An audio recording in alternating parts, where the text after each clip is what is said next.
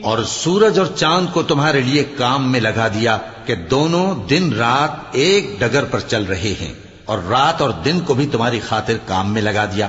اور جو کچھ تم نے مانگا سب میں سے تم کو عنایت کیا، اور اگر اللہ کے احسان گننے لگو تو شمار نہ کر سکو، مگر لوگ نعمتوں کا شکر نہیں کرتے۔ کچھ شک نہیں کہ انسان بڑا بے انصاف ہے، ناشکرا ہے۔ اور جب ابراہیم نے دعا کی کہ اے میرے پروردگار، اس شہر کو لوگوں کے لیے امن کی جگہ بنا دے،